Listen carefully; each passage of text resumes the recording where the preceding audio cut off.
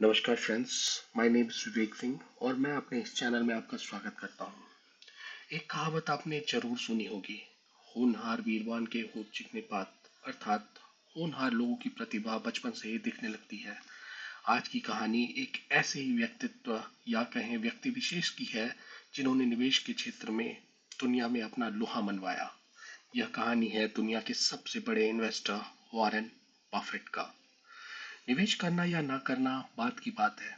अगर आपने कुछ करने की जुनून है, कुछ करने की आपने ठानी है, तो आपको यह कहानी जरूर सुननी चाहिए। एक ऐसा लड़का जो 6 साल की उम्र से ही अपनी कौतुक भरी सोच से बिजनेस में उतर जाए। 6 साल की उम्र एक ऐसा पड़ाव जब बच्चे ABCD सीख रहे होते हैं, मगर वह बाकियों से अलग था। 30 अगस्त 1930 में वॉरेन बफेट का जन्म अमेरिका के ओमाहा शहर में हुआ। उनके जन्म के ठीक एक वर्ष पूर्व से अमेरिका घोर आर्थिक संकट का सामना कर रहा था। लोगों के पास नौकरियां नहीं थी, फैक्ट्री बंद हो रही थी, त्राहिमाम और हाहाकार का आलम था। इसी बीच उनके पिताजी की नौकरी भी छूट गई थी। परिवार पर आर्थिक तंगी का दुख बखूबी दिख रहा था। उनके पिताजी ने अपने जमा कुछ पैसों से खुद का एक शेयर ट्रेडिंग का बिजनेस शुरू किया। आर्थिक तंगी और पिताजी का शेयर ट्रेडिंग का बिजनेस ने वॉरेन बफेट को बचपन से ही पैसों के प्रति जागरूक बना दिया। कहा जाता है कि वॉरेन बफेट बचपन से ही इंट्रोवर्ट किस्म के इंसान थे। उन्हें बाहर के लोगों से दोस्ती करना पसंद नहीं था। वॉरेन बफेट अपना ज़्यादातर समय लाइब्रेरी में बिताते थे। यहीं से उनकी दिलचस्पी बिजनेस और स्टॉक मार्केट में होती चली गई। मात्र 6 वर्ष की उम्र में उन्होंने अपने दादाजी की दुकान से कोको कोला की बोतलें खरीद बेचकर मुनाफा कमाया। मात्र 11 साल की उम्र में उन्होंने सिटी सर्विसेज नामक तेल और गैस कंपनी का 3 शेयर $38 में खरीदा और $40 में बेच दिया। इसी दौरान शेयर की कीमत $27 गिर गई, किंतु वे विचलित नहीं हुए और सावधानी से शेयरों को होल्ड करके मुनाफे में बेचा। हालांकि कुछ ही समय में उस कंपनी की शेयर $200 तक चली गई, जिससे वॉरेन बफेट को शेयर बाजार में अपार संभावनाएं दिखने लगी। उन्हें लॉन्ग टर्म इन्वेस्टमेंट का पहला सबक 11 साल की उम्र में ही मिल गया था। बचपन से ही उद्यमिता में रुचि रखने वाले वॉरेन बफेट ने अल्प आयु में ही बहुत सारे काम शुरू कर दिए थे। 6 वर्ष की उम्र में, जैसा कि हमने देखा, उन्होंने कोका कोला बेचना शुरू कर दिया था। फिर उन्होंने अनेकों अनेक काम किए, जैसे अखबार बेचा, गोल्फ बॉल बेची, पिनबॉल मशीन्स नाई की दुकान में लगाया। ये पिनबॉल मशीन्स लगाने का आइडिया उन्हें कुछ किताबों से मिला था। इस पिनबॉल मशीन्स को लगाकर उन्हें अच्छा खासा मुनाफा होने लगा। इस मुनाफे से लास्ट में उन्होंने इस पिनबॉल मशीन के बिजनेस को $2000 में बेच दिया। इसका इस्तेमाल उन्होंने 40 एकड़ जमीन खरीदने में किया। उन्होंने 14 साल की उम्र में अपना पहला टैक्स रिटर्न भरा, जिसमें उन्होंने साइकिल खरीदने के लिए $35 की कटौती का दावा किया था। उन्होंने नेब्रास्का विश्वविद्यालय से स्नातक की डिग्री ली और हार्वर्ड में स्नातकोत्तर के लिए अप्लाई किया। हार्वर्ड से उन्हें रिजेक्शन उनका एप्लीकेशन रिजेक्ट हो गया। नियति को शायद यही पसंद था, या नियति उनको दूसरी ओर लेके जा रही थी। हार्वर्ड से अस्वीकृति के बाद उन्होंने कोलंबिया बिजनेस यूनिवर्सिटी से स्नातकोत्तर की पढ़ाई की, जहां उनकी मुलाकात प्रोफेसर बेंजामिन ग्राहम से हुई। बेंजामिन ग्राहम उस समय के बहुत महान निवेशक थे। उनकी उस समय एक पुस्तक छपी थी, द इंटेलिजेंट इन्वेस्टर, जो कि दुनिया की उस समय की निवेश की दुनिया की सबसे शक्तिशाली पुस्तक थी। बेंजामिन ग्राहम से वॉरेन बफेट को मार्गदर्शन मिला, और यह वॉरेन बफेट खुद स्वीकारते हैं कि मेरे माता पिता के बाद बेंजामिन ग्राहम ऐसे व्यक्ति हैं जो सबसे ज़्यादा प्रभावशाली हैं मेरे लिए।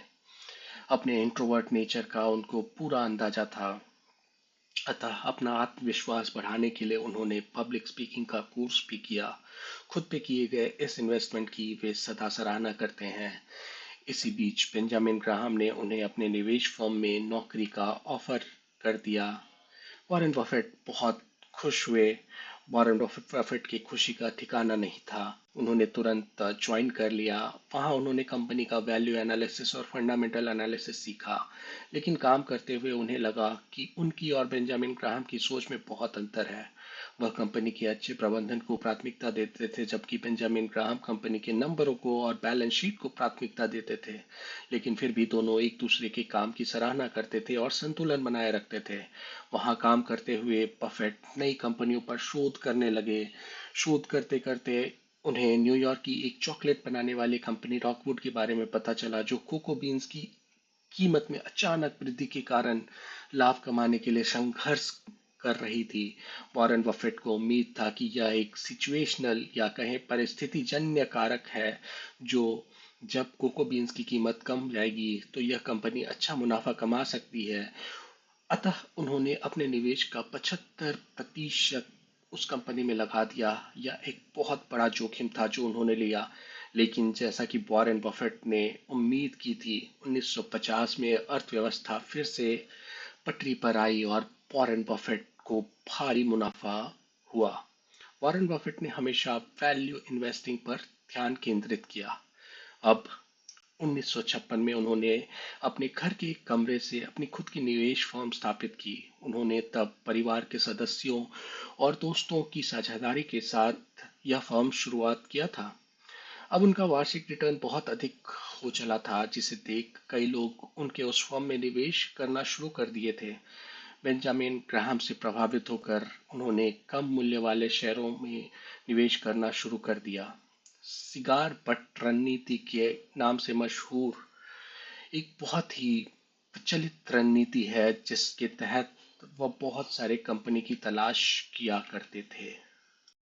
आखिर ये सिगार और बट रणनीति है क्या? चले जाते हैं। सिगार और बट रणनीति के नाम से मशहूर यह एक प्राचीन प्रचलित रणनीति है, जिसके तहत एक ऐसी कंपनी की तलाश बफेट करते थे जिसकी शेयर किसी अप्रत्याशित कारण से टूट जाते थे और वह उन्हें खरीद कर उसकी सही कीमत आने पर बेच दिया करते थे। इस रणनीति के तहत उन्होंने काफी प्रॉफिट कमाया। यह रणनीति उनके लिए काफी काम की। 1956 में $1,05,000 से शुरुआत कर 1960 आते आते उनकी कंपनी $7.2 मिलियन की नेटवर्थ की हो गई। इसी दौरान उनका निजी नेटवर्थ $1 मिलियन तक बढ़ चला था। 1962 में अपनी इसी रणनीति के तहत बफेट ने संघर्षरत कपड़ा कंपनी बर्कशायर हाथवे के शेयर खरीदने शुरू कर दिए और कुछ ही समय में बहुसंख्यक शेयरधारक बन गए। बर्कशायर हाथवे के मालिक को यह डर सता रहा था कि कहीं बफेट जो है इस कंपनी को खरीद न ले। अतः उन्हें 1964 में उनसे मीटिंग कर कर शेयर बायबैक का प्रस्ताव रखा, जिस पर बफेट सहमत हो गया। हालांकि जब बफेट ने देखा कि अंतिम प्रस्ताव में उस प्रीमियम मूल्य से कम कीमत का पेशकश किया गया है, तो बफेट को गुस्सा आया और उन्होंने इस प्रस्ताव को अस्वीकार कर दिया और वे कंपनी को खरीद लिए। वह कंपनी भारी घाटे में चल रही थी और बहुत कोशिशों के बाद भी बफेट उसको मुनाफा में नहीं ला पा रहे थे। जब काफी कोशिशों के बाद भी कंपनी मुनाफा में नहीं आई, तो उन्होंने 1965 में उस कंपनी को अपनी होल्डिंग कंपनी बना लिया। बफेट का यह मानना था कि जब सब लालची हों तो डरना चाहिए और जब सब डरे तो लालची हो जाना चाहिए। फिर उनकी मुलाकात चार्ली मुंगर से हुई, जिन्होंने बफेट को सलाह दी कि शानदार कंपनी को उचित कीमत पर खरीदें।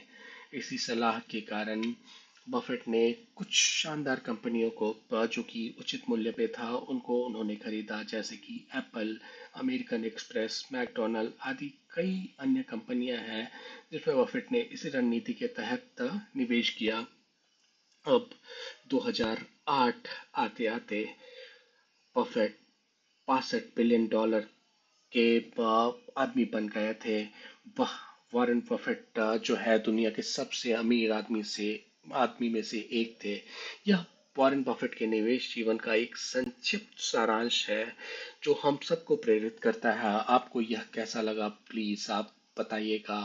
अगर आपको यह अच्छा लगा तो इस चैनल को लाइक एंड सब्सक्राइब कर दीजिए। Thank you.